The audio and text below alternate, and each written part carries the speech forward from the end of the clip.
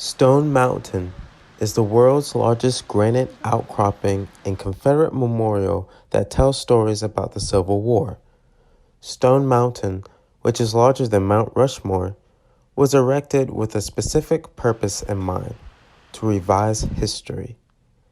University of North Georgia history professor Catherine Rohr said that these 100-year-old monuments were built to retell a history. It was a way for the white South to redeem itself. It still had a complex from having lost the Civil War.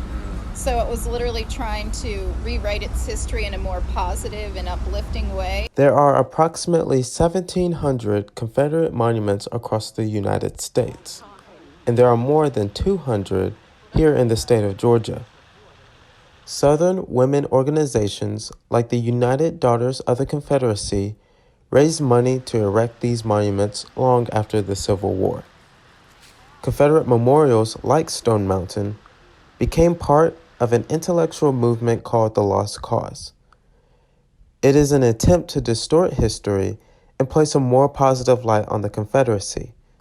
Here's Dr. Rohr again. So, for example, this meant trying to remember slavery as a positive institution that uplifted African Americans and tried to civilize African Americans and try to convince the public that fighting in the Confederacy had been a worthy cause. Massive monuments and grandiose visuals only serve one part in retelling a history about the Civil War.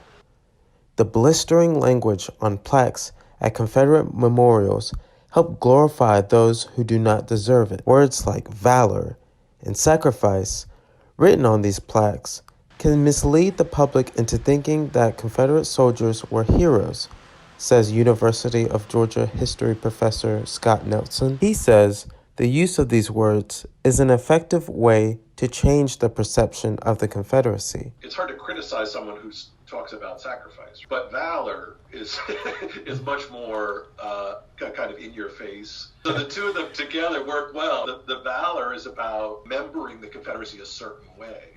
Protesters are trying to change the landscape by demanding the removal of Confederate monuments and memorials across the country. However, it remains set in stone. This is Trey Young reporting for Grady News.